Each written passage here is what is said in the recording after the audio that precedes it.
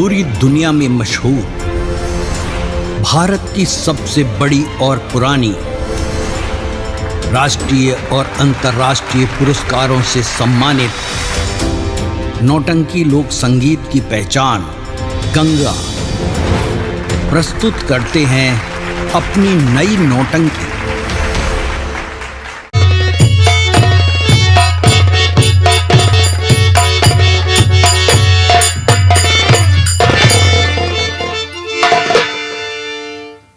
आप लोग हमका देख के हैरान में हुई हैं कि हमके यही और कहाँ का रहे वाला ही। हम यही जिला रीवा का रहे वाला ही, गांव कल्पनापुर। हमारा नाम प्रेमचंद मुखिया है। मालिक का दीन हमरे सब कुछ बा, खेती बाड़ी औलाद बहू, हमका कौनो चीज का परेशानी नहीं बा। हमारे गांव का गरीब जनता जौन है, यानी किसान मजदूर कोई भी है, अगर परेशान है तो हम हर तरह से जैसे भी हो सकत हम मदद करी थी। आज घर है खेते में घूम के आवत बाटे, देखे गेहूं की खेती हमार फसल पक के तैयार हो गई बा। आज हम सोचते हैं घरे में लड़कन से अपने हम बताऊ कि गेहूं की फसल पक गया है, जाए के गांव में सहेजिया में कि का कहा थी फसल काट ले, आग साग लग जाए तो फसल जर के राख हो जाए। चलते हैं थोड़ी देर बैठ के आराम करें। अरे मुखिया दादा, पाँव छू के प्रणाम। खुश रहा बेटवा, खुश रहा। और का हाल है? ठीक है मुखिया दादा। घर में कौनो चीज का परेशानी तो नहीं बा? परेशानी कुछ ना बा। अगर कौनो परेशानी होई तो शर्माया जी नहीं भाई, दिल खोल के हमसे बताया। ठीक है दादा। जैसे हमारा प्रेमचंद नाम बा, हाँ। वैसे हम सबसे प्रेम करबो करी थी। चाहबे करी। कौनो परेशानी होए बेटवा ठीक है दादा, जरूर बताया। यहाँ से कि हमार पतोह बा, हाँ। पतोह को नाम ममता बा। अरे ममता नाम है नहीं, हाँ, बल्कि ओकरे अंदर उतना ममता है बा। सही आई है, चाहबे करे। कौनो परेशानी उ देख नहीं पावत। सही है। वैसे हमारे बेटवा मदनऊ है। हाँ हाँ, अच्छा, तो ठीक है, कोनो दिक्कत नहीं वाला। नहीं दादा, कोनो दिक्कत नहीं। ठीक है, चलते तो एक देरी आराम कर ली बेटवा, काहे हाँ, कि मैं खेते में से घूम के लौटा आवत है।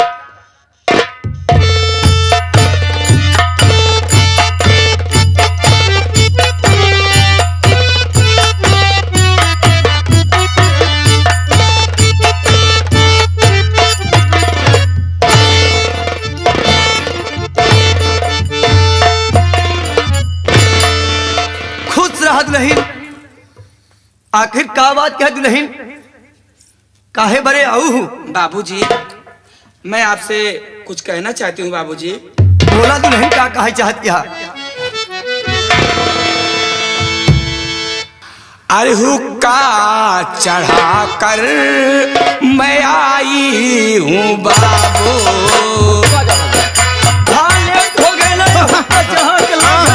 हाँ भाई, हुक्का चढ़ा कर मैं आई हूँ बाबू। हुक्का चढ़ा कर मैं आई हूँ बाबू। चलो खा लो खाना बनाई। बहुत आवाज नहीं होता, ख्याल रखा। सही है दादा, सही है। चलो खा लो खाना बनाई हूँ बाबू। चलो खा लो खाना बनाई हूँ बाबू। अरे हुक्का चढ़ा कर मैं आई हूँ बाबू।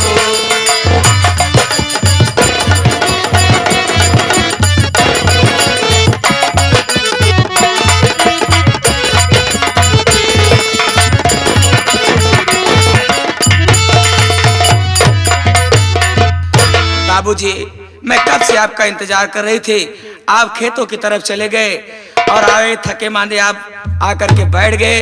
ऐसा करिए, मैं हुक्का चढ़ा करके आई हूँ। चलिए आप पहले खाना खाइए, उसके बाद में आप हुक्का पी करके आप आराम करिए। बिल्कुल दुल्हन, हम खाए चलब, लेकिन तनिक हमार बात सुना दुल्हन। हाँ बाबू। का बाबू?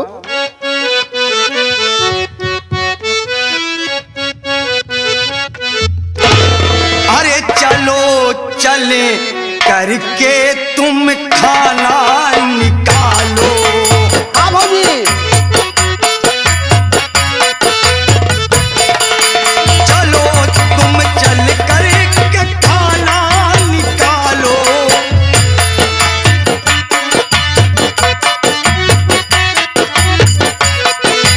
चलो तुम चल करके खाना निकालो। गेहूं पका खेत में तुम कटा लो। हे बहू तुम कटा लो, बहू तुम कटा लो।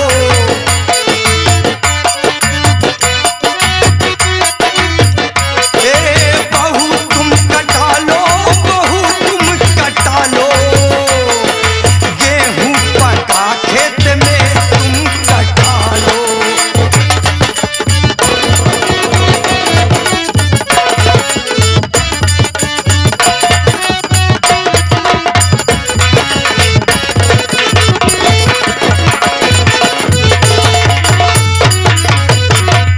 दुल्हन खाना तो हम खा चलते हैं। हाँ बाबू। लेकिन वहीं खेते में गए है, हम खेते से देख के आवत है दुल्हन कि सब गेहूं पक के तैयार हो गया बा, काटे लाए हो गया बा, और होली के त्योहार नजदीक बा। हाँ बाबू। अगर गेहूं होली के पहले या होली के 1-2 दिन बाद अगर कट जाता है तब तो ठीक बा दुल्हन, अनाही इजान ला फसल तैयार बा। आवत जात के बीड़ी सीढ़ी पेच के माचिस साचिस जला हाँ के भाई। फेंक दे। और का दादा? सारी खेती अपन जल के नाश हो जाए। सही कहा था दादा। हमार विचार बा दुल्हन कि होली के त्योहार नजदीक बा। हाँ बाबू। गांव देश के मनई जौन गरीब दुखिया बेचारे बाटे, हाँ बाबू। जा चली जा हर जावा गांव में जे करे खर्चा बर्चा ना हो, सबका खर्चा बर्चा दई आवा। यहाँ से कि दुल्हन तोहरे गए से दूसरा ही बात रहा था। सही है भाई। जाता आवा सबका सहेजे आवा, जब नहा खेतवा का गेहुआ काट दे। हाँ हाँ ना फागुन कटी चैतम कट जाए तब कोनो बात तो नहीं। कोनो बात नहीं, कम से कम कट जाए, फसलिया तैयार बा बेटवा। सही याद आता हुआ भाई। ठीक है बाबू। अरे का दाना हम जाते ही चला खा लिया, हम जाते ही बाबू गाँव में सबको ऐसे सहेज दे कि गेहूं काटे खाती सब केहू तैयार हो जाए, गेहूं काटे का है। ठीक है नहीं, चलो हम आवत है खाना खाए। ठीक है। चलो खुश रहा।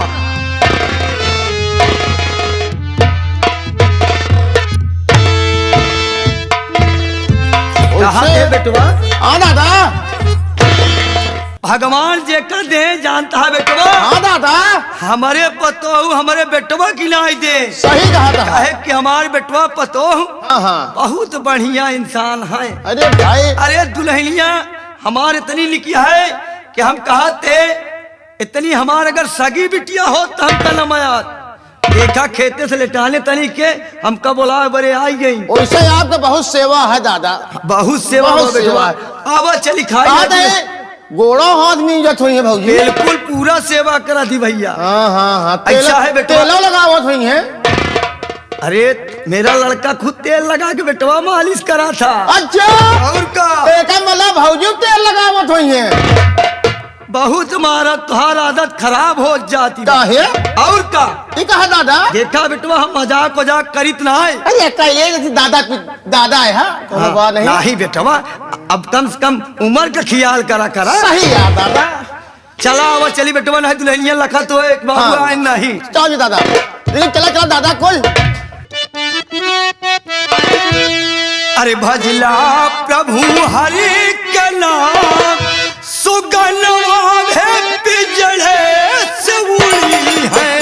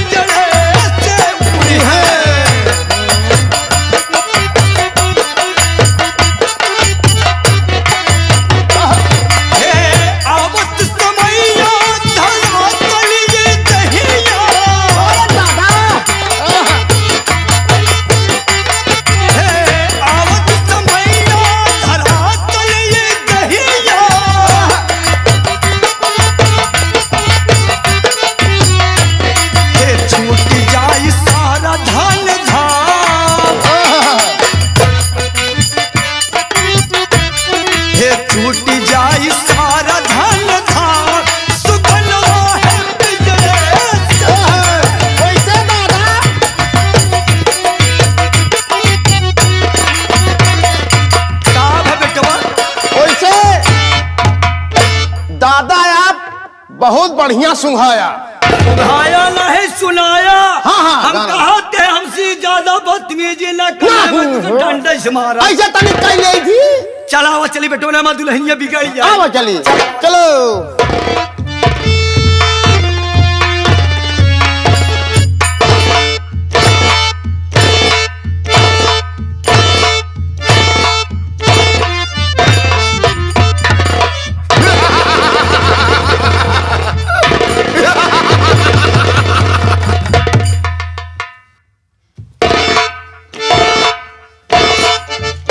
कारिंदा, जय मालिक। फसल पक गई, हाँ मालिक। लेकिन काटने के लिए मजदूर साले एक भी नहीं आए। यही तो अफसोस की बात है मालिक कि जितने मजदूर हैं सब मुखिया के हाथ लगे हैं। मुखिया प्रेमचंद। जी मालिक। मैं गाँव में जाता हूँ तो देखता हूँ जितने मजदूर हैं सबके सब मुखिया के यहाँ इस वक्त लगे हैं। ये मुखिया साला तो मेरे रास्ते का रोड़ा है। क्यों नहीं मालिक? और जब तक हम इसकी कहानी को खत्म नहीं करेंगे क्यों नहीं? तब तक हम चैन की सांस नहीं लेंगे। और क्या? क्योंकि रास्ते को रोड़ा हटा ही देना चाहिए। यही तो मैं सोच रहा हूँ मालिक। नहीं, बार बार फिर साला पैर में लगेगा। मालिक मैं सोच रहा हूँ कि आ जाओ हमारे साथ, चलिए गांव की तरफ और देखिए कौन किसान मुखिया किया गया है और कौन अपने घर में साला बैठा है। जो घर में बैठा हो उससे हम आपके आदेशानुसार जबरदस्ती बुलाकर अपने खेतों में बुलाकर उससे फसल कटवाएंगे साहब। और क्या? तो हम चलते हैं और जो पूर्वा में जगुआ साला रहता है हम उसके घर चलेंगे और उससे पूछताछ करेंगे, साले तुम क्यों नहीं आए? आज 3 महीना हो गया और साला दिखाई नहीं दे रहा है। तो ठीक है, आओ मेरे साथ। चलिए।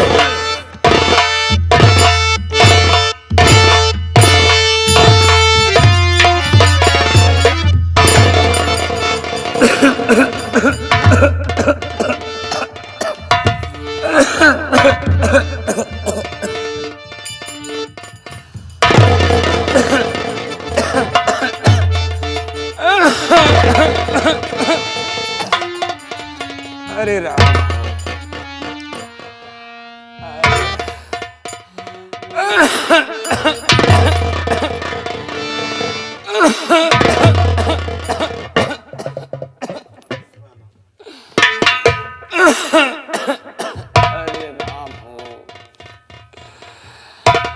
भैया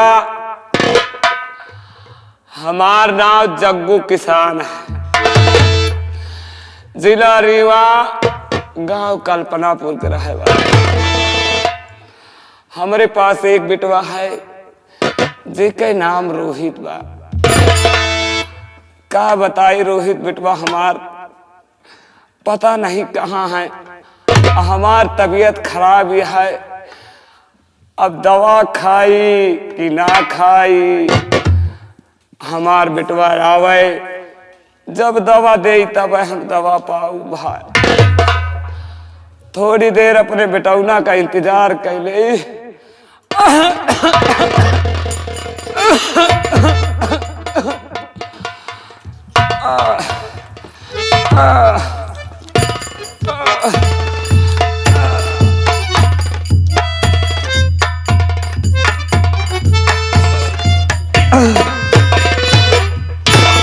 अरे राम,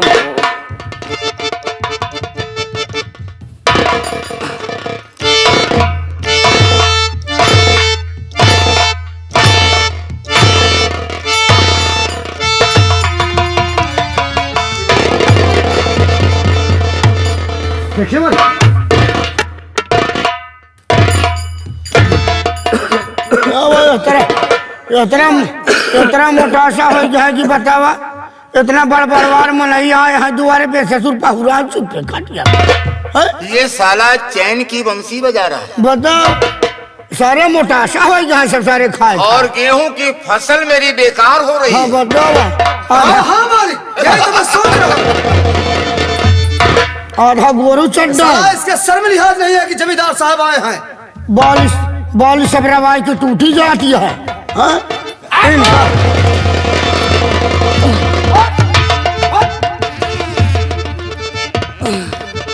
सारे बुढ़ाऊ ना तो सारे मोटासा हो जाए गारे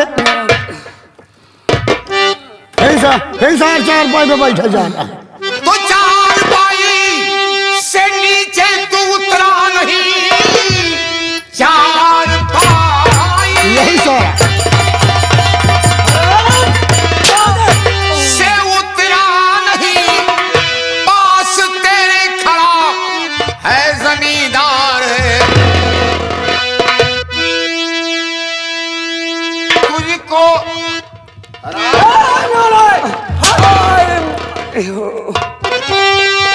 तो चार पाई से नीचे तू उतरा नहीं, पास तेरे खड़ा एक जमींदार है। हरामखोर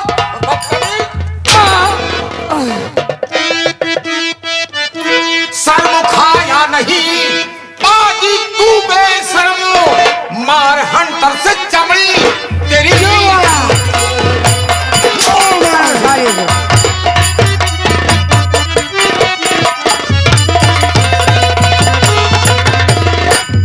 साले जितने किसान हैं सब साले खा खा के साले खा खा के घोड़े पड़ गए। ये साले काम काज करने को आते नहीं हैं, चार पाई तोड़ रहे हैं। करे जगुआ तो का जाने का चाहे कि तोहरे दुआरे जमींदार आवा है हाँ? चार पाई पे तो बैठा ससुर हाँ? बाबू साहेब आप राजा है रैयत हूँ मैं बाबूजी, आओ बैठो मैं 2 दिन से बीमार हूँ। बीमार है बताओ बीमार बीमार हो सारे, चाहे कुछ भी हो, फसल पक गई है तो कटाई करना है। कबर में गोल लटका हुआ राजा है रैयत हूँ मैं बाबूजी, आओ बैठो मैं 2 दिन से बीमार हूँ। खांसी आले आती है दिल में होती जलन, बस इसी मर्जी से मैं भुला जा।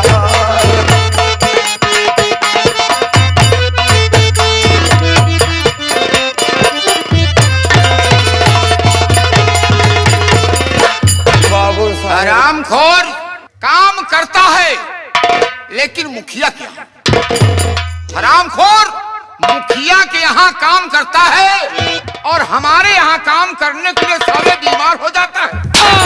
खाना साला बताता है बताता सो। हराम ज्यादा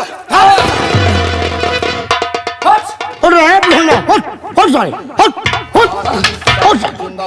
और चल रहे मारा नहीं एक कमरा इसकी से कहानी को हम खत्म कर देंगे। क्यों नहीं मालिक? ना रहेगा बांस और ना बजेगी बांसुरी। मार जाइए अरे ये कौन आ गई हाँ हाँ बताओ तो काम जबरन ये करने नहीं जाएंगे, काम जबरन बाप रे बाप साला मूड खराब ये हो गया करने नहीं जाएंगे, घर में आधी ही रोटी भले खाएंगे। काम करने से बोलो है क्या फायदा, जब ये मजदूरी अपनी नहीं पाएंगे। सुना मालिक आपने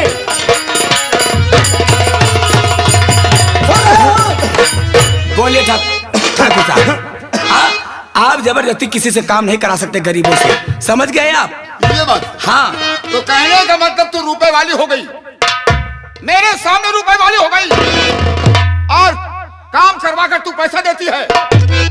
मैं पैसा नहीं देता हूँ। ज्यादा ठाकुर साहब चिल्लाइए मत, आप गरीबों पर जुल्म नहीं ढा सकते हैं। क्या कहा?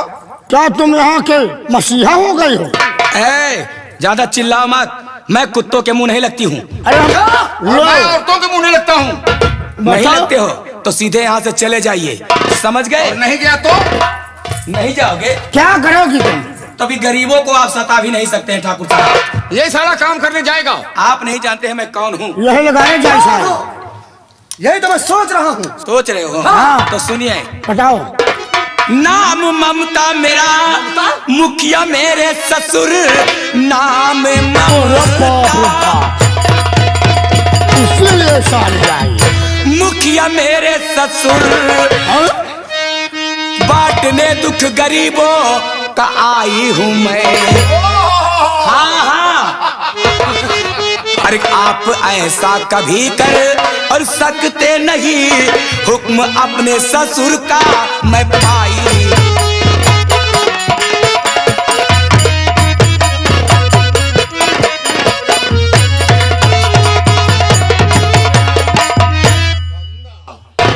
मालिक। हमें लगता है कि नई नई शादी हुई है। हाँ हाँ मालिक। अबे घोड़े का महावर नहीं छूटा है। तभी तो हाँ। इतना अकड़बाजी है। और क्या मालिक, और क्या? और मेरा व्यवहार ये जानती नहीं है। ना तो मेरा व्यवहार जानती है और ना तो मेरा दुर्व्यवहार जानती है। क्या नहीं मालिक? कि मैं कितना अच्छा हूँ और कितना बुरा हूँ। इसीलिए हरामखोर, तुम्हें नहीं मालूम है कि मैं यहाँ का जमींदार हूँ। मैं अच्छी तरह से जानती हूँ, आप गरीबों पर जुल्म ढाते हैं और काम करा करके आप मजदूरी नहीं देते हैं। हाँ हाँ, किसी ने मजदूरी क्यों नहीं देते हैं? क्यों नहीं देते हो? क्योंकि रियासत मेरी है। रियासत मेरी है, पनाह मैं दिया हूँ। अगर ये साले खा खा के मोटे पड़ जाएंगे तो काम करने साले नहीं आएंगे। अच्छा, तो ऐसा मैं नहीं होने दूंगी। आपकी इज्जत इसी में है, आपकी इज्जत इसी में है कि चुपचाप यहाँ से चले जाइए। अच्छा, बस इसी में आपकी भलाई है। किसी ने तुम्हारे पास शिकायत लेकर गया था? नहीं, मैं गरीबों का दुख बांटने आया। लो मालिक, बताओ। उनकी आपके मदद करने सामने आया हूं। रुपया बांटने आए रहे। रामबली, तुम नहीं जानते हो, हाँ मालिक। ये गरीबों का दुख बांटने आई है। हाँ, उनका भी है। लेकिन ये नहीं समझ रही कि हमारा दुख कौन बांटेगा। उनका बीमारी अपने अंदर लिए आई है। हाँ?